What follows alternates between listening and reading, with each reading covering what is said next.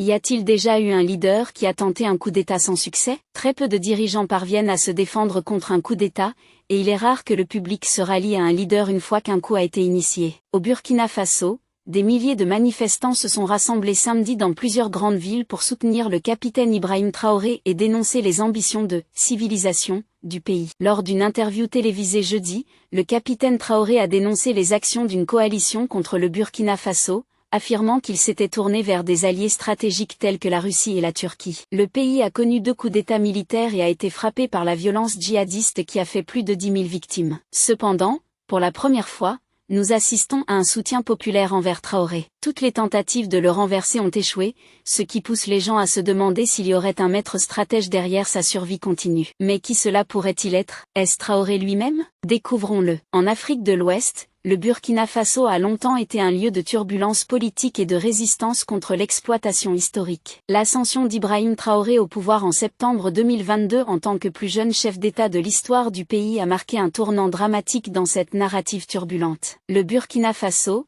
une nation riche en histoire et en culture, a souvent été au centre des luttes de pouvoir régionales et des manipulations extérieures. Sa position stratégique en Afrique de l'Ouest, couplée à ses richesses en ressources, en a fait une cible pour les puissances étrangères cherchant à étendre leur influence. Au fil des ans, le pays a été témoin de nombreux coups d'État, de bouleversements politiques et d'une lutte incessante pour l'autonomie. L'ascension de Traoré au pouvoir en septembre 2022 a marqué un événement significatif dans cette saga en cours, signalant un potentiel tournant dans le paysage politique du Burkina Faso. Depuis son accession au pouvoir, le Burkina Faso a connu une période de stabilité relative en termes de leadership politique, un contraste frappant avec son histoire de coups d'État fréquents. Cela soulève une question critique: pourquoi le Burkina Faso, un pays autrefois si enclin aux coups d'État, a-t-il réussi à éviter un autre coup sous la direction de Traoré? Pour comprendre cela, nous devons nous plonger dans les facteurs qui ont contribué à la capacité de Traoré à maintenir le pouvoir et les forces qui ont tenté de saper son leadership. Pourquoi aucun coup d'État n'a-t-il réussi? Qui est le maître stratège derrière cela? Le porte-parole du gouvernement du Burkina Faso a dénoncé jeudi ce qu'il a appelé une énième tentative de déstabilisation de la nation ouest-africaine,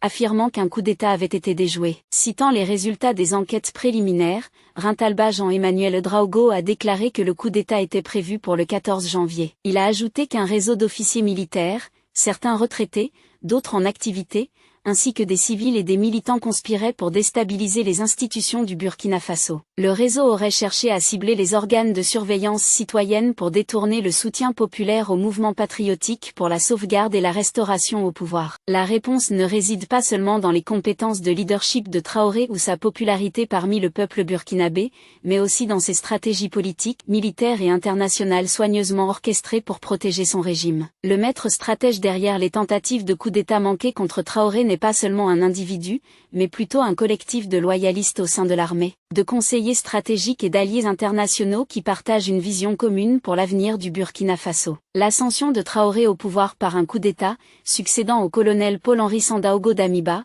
qui lui-même avait renversé un président élu, signifiait un départ profond par rapport au statu quo. Pour comprendre véritablement les raisons derrière la capacité de Traoré à consolider le pouvoir et à prévenir de nouveaux coups d'État, il est essentiel d'explorer le contexte de son ascension à la présidence. Le parcours d'Ibrahim Traoré vers le pouvoir n'a pas été simple. Il s'agissait de l'aboutissement de plusieurs années de mécontentement vis-à-vis de l'ordre politique en place, un mécontentement qui résonnait auprès de nombreux militaires et au sein de la population en général. L'expérience militaire de Traoré lui a donné une perspective unique sur les défis auxquels le Burkina Faso est confronté. Il comprenait les frustrations des soldats de rang qui se sentaient souvent négligés par l'élite politique. Cette connexion avec l'armée a été cruciale dans son ascension au pouvoir. Dans les mois précédant le coup qu'il a porté au pouvoir, un sentiment croissant d'urgence se faisait sentir parmi de nombreux Burkinabés pour s'attaquer aux nombreux problèmes du pays, notamment la corruption, l'insécurité et la stagnation économique. L'administration du colonel Paul-Henri Sandaogo Damiba,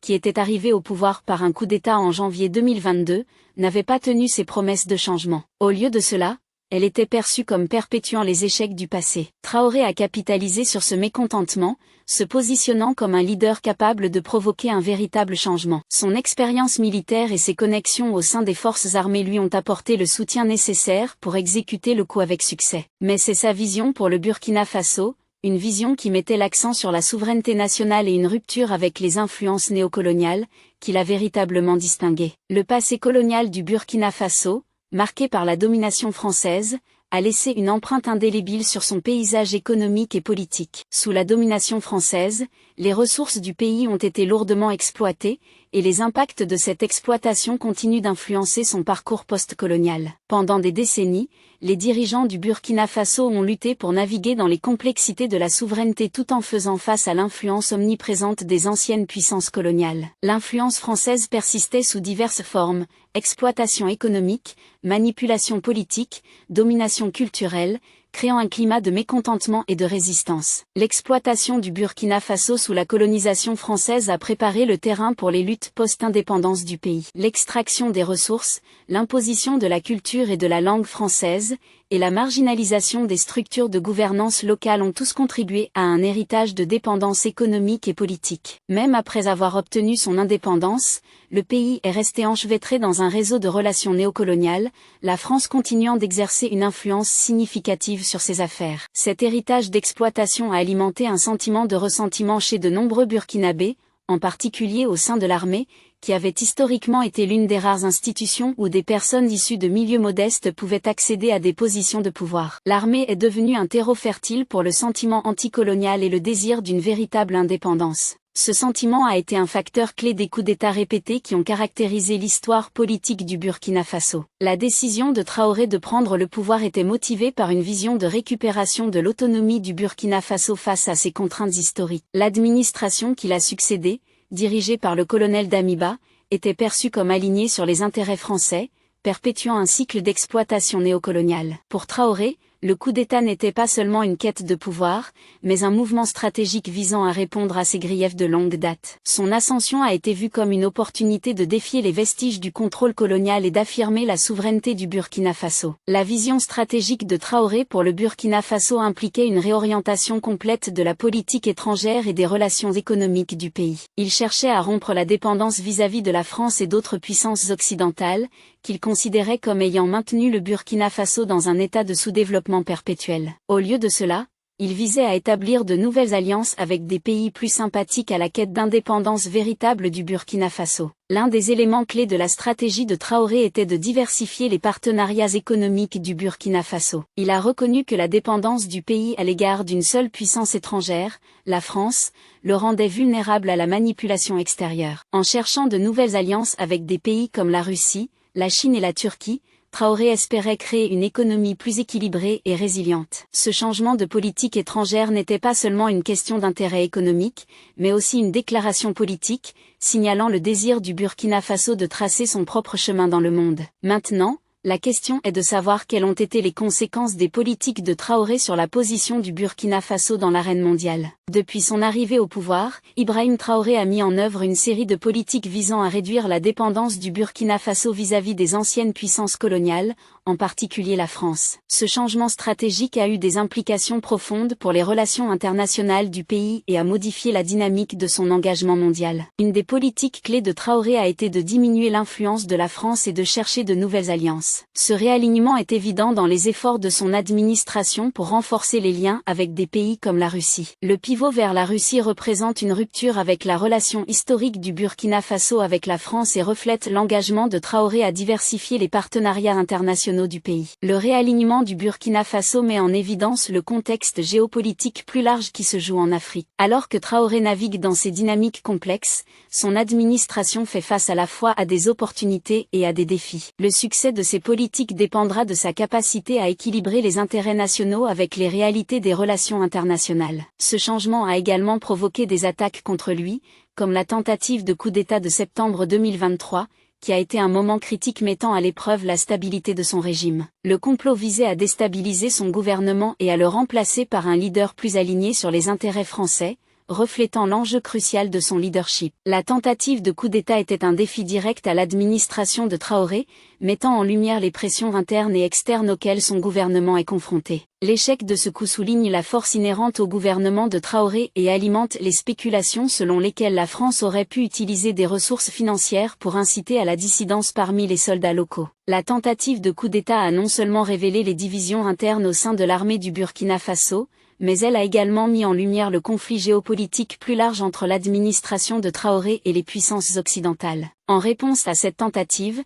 l'administration de Traoré a mis en place des mesures de sécurité accrues et adopté une position plus agressive contre les ingérences étrangères perçues. Ces actions reflètent une volonté accrue de maintenir la stabilité et de répondre aux dissidences internes. La tentative de coup d'État souligne également les défis auxquels Traoré est confronté pour gérer un pays soumis à des pressions extérieures significatives tout en essayant de mettre en œuvre son programme politique. Le coup d'État manqué a eu des implications significatives pour la gouvernance de Traoré. Il a révélé l'ampleur de l'opposition interne et le potentiel d'instabilité future. La réponse à cette tentative, incluant le renforcement des mesures de sécurité et une posture plus confrontante face à l'influence étrangère, a façonné l'approche de Traoré en matière de gouvernance et a mis en évidence les dynamiques géopolitiques plus larges en jeu. Bien que les réactions d'autres nations soient importantes, ce qui compte le plus, c'est l'opinion des habitants. La gouvernance de Traoré a apporté des changements significatifs tant dans les sphères politiques qu'économiques. Ces politiques visant à réduire l'influence étrangère et à affirmer la souveraineté nationale ont réaligné les partenariats économiques du Burkina Faso et réduit sa dépendance vis-à-vis des sources traditionnelles de soutien occidental. Le réalignement des partenariats économiques a introduit à la fois des opportunités et des défis. La recherche de nouvelles alliances avec des pays comme la Russie offre un potentiel accru d'investissement et de croissance économique.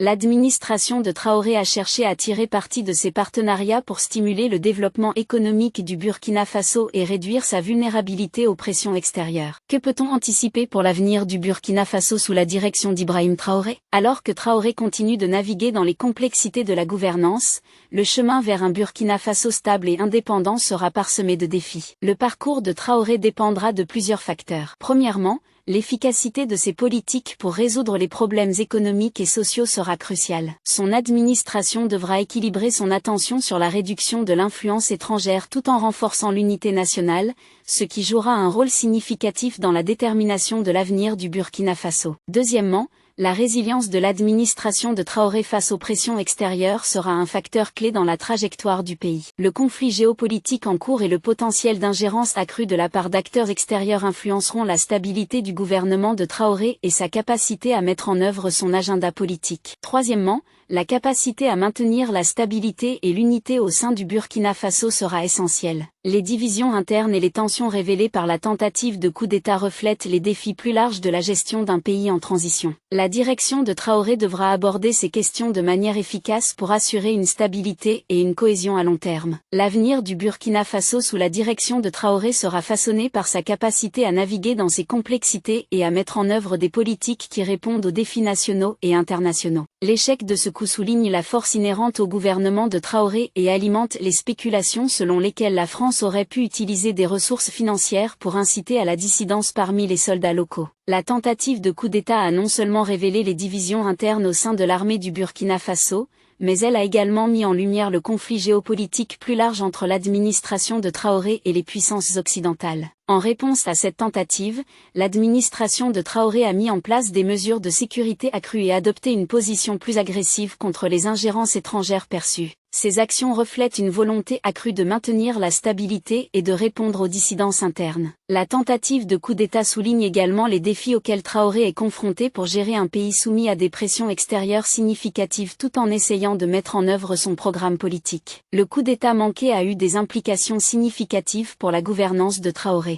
Il a révélé l'ampleur de l'opposition interne et le potentiel d'instabilité future. La réponse à cette tentative, incluant le renforcement des mesures de sécurité et une posture plus confrontante face à l'influence étrangère, a façonné l'approche de Traoré en matière de gouvernance et a mis en évidence les dynamiques géopolitiques plus larges en jeu. Bien que les réactions d'autres nations soient importantes, ce qui compte le plus, c'est l'opinion des habitants. La gouvernance de Traoré a apporté des changements significatifs tant dans les sphères politiques qu'économiques. Ces politiques visant à réduire l'influence étrangère et à affirmer la souveraineté nationale ont réaligné les partenariats économiques du Burkina Faso et réduit sa dépendance vis-à-vis des sources traditionnelles de soutien occidental. Le réalignement des partenariats économiques a introduit à la fois des opportunités et des défis. La recherche de nouvelles alliances avec des pays comme la Russie offre un potentiel accru d'investissement et de croissance économique. économique. L'administration de Traoré a cherché à tirer parti de ces partenariats pour stimuler le développement économique du Burkina Faso et réduire sa vulnérabilité aux pressions extérieures. Que peut-on anticiper pour l'avenir du Burkina Faso sous la direction d'Ibrahim Traoré? Alors que Traoré continue de naviguer dans les complexités de la gouvernance,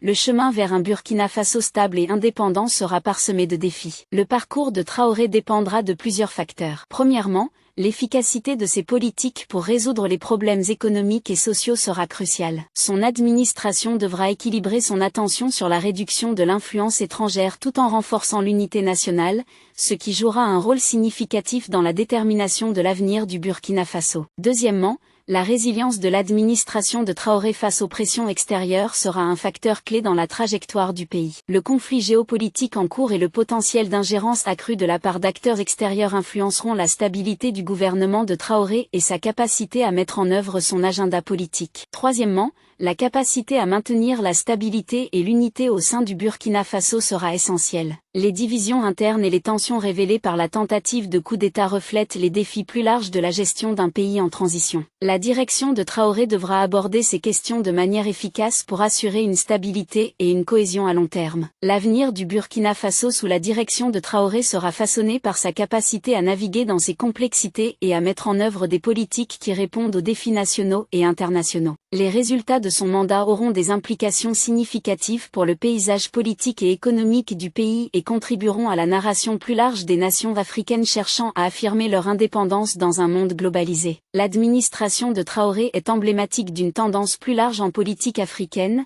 où les dirigeants affirment de plus en plus l'indépendance de leur pays vis-à-vis des influences coloniales historiques et cherchent de nouvelles alliances. Les défis et les opportunités auxquels Traoré est confronté détermineront non seulement l'avenir du Burkina Faso, mais contribueront également à l'évolution du récit de la souveraineté et de l'autodétermination africaine. Le maître stratégique derrière le coup d'État manqué contre Traoré n'est pas seulement une personne, mais une stratégie politique complexe et résiliente qui comprend un fort soutien militaire, des alliances internationales stratégiques et une compréhension profonde des griefs historiques du Burkina Faso. Cette approche multifacette a jusqu'à présent protégé le régime de Traoré du sort de ses prédécesseurs, mais l'avenir reste incertain. L'ingérence de l'Occident, motivé par un désir de maintenir une influence dans une région riche en ressources et d'importance stratégique, a été un défi persistant pour Traoré. Reste à savoir s'il pourra continuer à se défendre contre ces pressions extérieures et à maintenir son emprise sur le pouvoir. Cependant, il semble que les habitants ne laisseront pas cela se produire. Pensez-vous que c'est l'Occident qui provoque les coups d'État? Ou est-ce les politiques de Traoré qui le sauvent des coups d'État? Ou y a-t-il un maître stratégique derrière tout cela? Faites-le nous savoir dans la section des commentaires. Un coup d'État réussira-t-il contre Traoré? Voulez-vous regarder plus de vidéos comme celle-ci? Si c'est le cas,